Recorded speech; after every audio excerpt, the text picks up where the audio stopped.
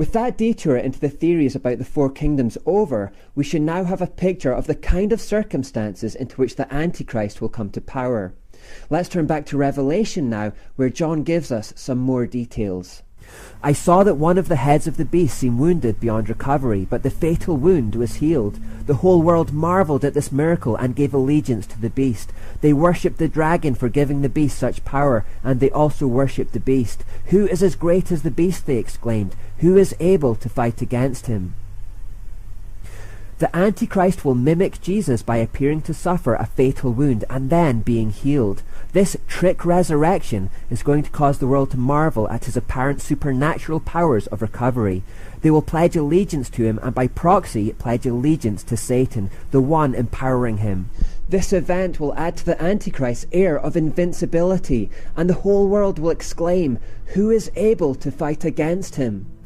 Remember, the Assyrian held a similarly high view of himself, boasting, "No one can even flap a wing against me or utter a peep of protest."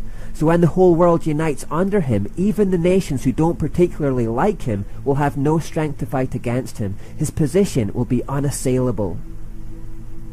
Then the beast was allowed to speak great blasphemies against God, and he was given authority to do whatever he wanted for 42 months. And he spoke terrible words of blasphemy against God, slandering his name and his dwelling, that is, those who dwell in heaven.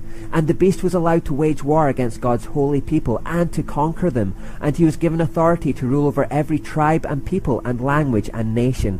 And all the people who belong to this world worship the beast. They are the ones whose names were not written in the book of life before the world was made, the book that belongs to the Lamb who was slaughtered. Anyone with ears to hear should listen and understand. Anyone who is destined for prison will be taken to prison. Anyone who is destined to die by the sword will die by the sword. This means that God's holy people must endure persecution patiently and remain faithful. Here we are told again that the Antichrist will be given authority to do whatever he wanted for 42 months. Unfortunately, whatever he wants will be to crush Jerusalem and anyone who turns to God. It's Jacob's trouble again. This is all centered around Jacob's trouble. This passage also confirms that his dominion will be worldwide. He will rule over every tribe and people and language and nation. It will truly be a global empire. Remember what happened when Jesus was being tempted in the wilderness. Next, the devil took Jesus to the peak of a very high mountain and showed him all the kingdoms of the world and their glory. "I will give it all to you," he said, "if you will kneel down and worship me." Jesus, the Christ, turned Satan down, but this man, the Antichrist, will not. He will become the ruler of all the kingdoms of the world. He's basically driven by selfish ambition, a trait which can be seen in many of our political leaders today, and he has a special hatred for God's most precious possession, Jerusalem. During this time, the Antichrist will blaspheme God and even set himself up as God. I find it interesting that he will also speak against all those who dwell in heaven too. Clearly Satan is still sore about his recent defeat at their hands, and with his pride bruised, is slandering his conquerors at every opportunity.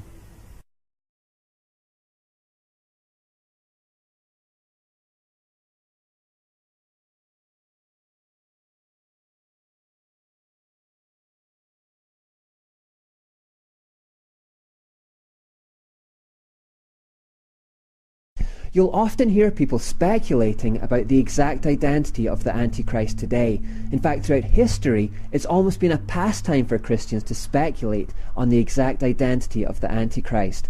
And again, because people tend to view prophecy through the lens of current events, almost every unpopular political or religious leader for centuries has been touted as a potential candidate. As this series is being made in 2014, Barack Obama is doing incredibly unpopular things in the United States, and so the latest fad is to pin the tag on him. But before him, Bill Clinton was tagged as the Antichrist. In fact, most Democrat presidents are given the title at some point. Henry Kissinger had it for a while. Mikhail Gorbachev did too. Hitler and Stalin were obvious candidates. Napoleon, Bill Gates, Prince Charles, Prince William, Jacques Chirac. The list is almost endless. We have to lift ourselves above the clamour and sensationalistic noise and become a little more far-sighted than that. Barack Obama is a bad president, to be sure. There may even be good cause to call him an antichrist by the biblical definition as one who denies the Son, but he is not the Antichrist, just as Clinton and Kissinger and the rest weren't. We can't keep crying wolf every time an unpopular leader comes along like this, because it discredits the truth that the Antichrist is coming. A similar thing happens when people try to set dates for Jesus Christ's return. When the date comes and goes without incident, it discredits the truth that Jesus Christ is coming. God has clearly set out the circumstances under which the Antichrist will arise, and we know that those circumstances have not yet arrived. We don't have a truly global system of governance yet. We're getting there slowly, but not yet. The third temple hasn't been built yet either, or even commissioned. Indeed, a lot of prophecy needs to find fulfillment before we'll know who he is. Yes, many little antichrists will come before that point, and already many of them have come and gone. Adolf Hitler was probably the closest to the end-time Antichrist that we've seen so far. We'll see many more in the future too, but quite scarily, none of them compare to the one to come, the one who is the embodiment of Satan himself. During the Antichrist's 42-month reign, when his power and authority will be absolute, God will expect his followers to persevere once again, saying, "Anyone who is destined for prison will be taken to prison. Anyone destined to die by the sword will die by the sword." This means that God's holy people must endure persecution patiently and remain faithful. So again we see that God won't necessarily spare all his followers this persecution. Some people are destined to suffer and die for him. The 144,000 are safe in the wilderness, but those who are left behind will have to count the cost. Dietrich Bonhoeffer once said that when Christ calls a man, he bids him come and die. This is clearly a message that we get from Revelation. God is looking for men and women who did not love their lives so much that they were afraid to die. When Jesus told us that godless people would do to us what they had done to him, we must take that promise seriously. Many will be forced to walk that road behind their Saviour and die just as he died, at the hands of their enemies. However, the Bible reminds us that to retain the faith even in the face of that prospect is to be considered victorious in God's eyes, and there will be great rewards for such bravery. If you cling to your life, you will lose it, but if you let your life go, you will save it.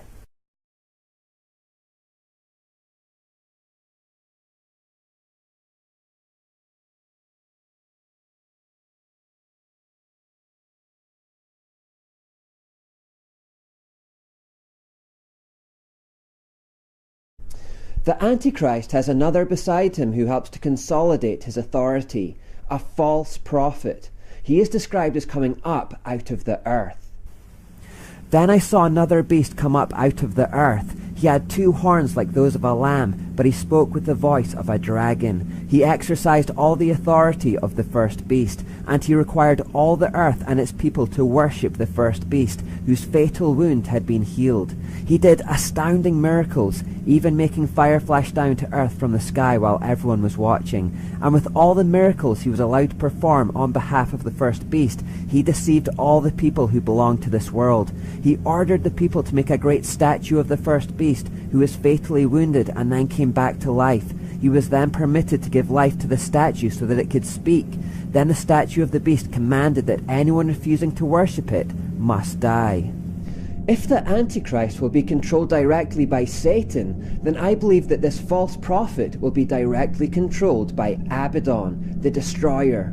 Here, the false prophet is described as the beast that comes out of the earth, and we know that Abaddon was the evil spirit who came out of the earth, the bottomless pit.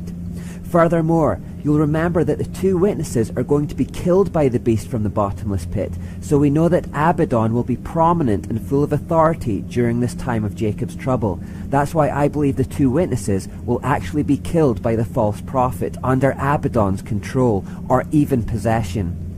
The false prophet generally acts as a right-hand man to the Antichrist. He consolidates the Antichrist's authority, directs people to worship the Antichrist, and he himself operates with all the authority of the Antichrist. The Bible tells us that he will have the outward appearance of a lamb, in other words, the appearance of Christ, but he will speak with the mouth of the dragon, who is Satan. Appearances will definitely be deceiving. One of his most significant acts will be to make a great statue of the first beast. This idol of the Antichrist is the abomination of desolation, or the sacrilegious object that causes desecration, that will be set up in the rebuilt temple. He will command everyone to worship it or die. And remember, the establishing of this idol will mark the beginning of the final 42 months of his reign. Jesus said, "The day is coming when you'll see what Daniel the prophet spoke about, the sacrilegious object that causes desecration, standing in the holy place. Reader, pay attention. Then those in Judea must flee to the hills. A person out on the deck of a roof must not go down into the house to pack. A person out in the field must not return, even to get a coat. How terrible it will be for pregnant women and for nursing mothers in those days, and pray that your flight will not be in winter or on the Sabbath. For there will be greater anguish than at any time since the world began, and it will never be so great again. In fact, unless that time of calamity is shortened, not a single person will survive, but it will be shortened for the sake of God's chosen ones. Then, if anyone tells you, 'Look, here is the Messiah,' or 'There he is,' don't believe it. For false messiahs and false prophets will rise up and perform great signs and wonders so as to deceive, if possible, even God's chosen ones. See, I have warned you about this ahead of time."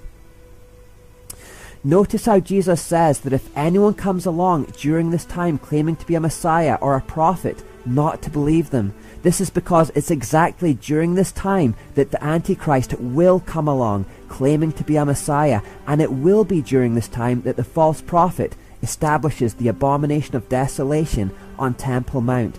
Jesus is telling us not to get involved with these two people. The false prophet will be able to back up his claims with miracles, and this will be a strong delusion for many. He will even be able to make fire flash down to earth from the sky while everyone was watching. In this way, he will mimic Jesus, who was able to command the natural elements when the storm came upon the Sea of Galilee. Remember, Satan is able to perform miracles too. Supernatural signs and wonders are not automatic proof of godliness, and indeed, lying signs and wonders will be on the increase in the years to come. A final interesting point to make about the false prophet from this passage is that he will have the power to give life to the statue so that it could speak. How will he be able to animate the idolatrous abomination of desolation in such a way that it can speak? Again, this will become increasingly clear as we move closer to the time.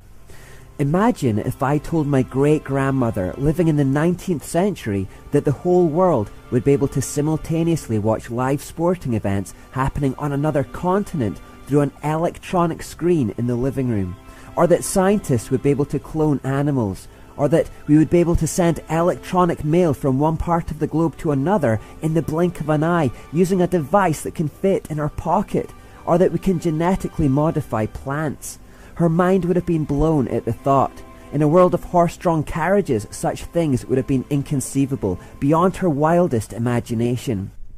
In a similar way, although technological advances are starting to give us an idea of how inanimate objects might be given life, I believe that there will be still further quantum leaps forward in the fields of biotechnology and cybernetics.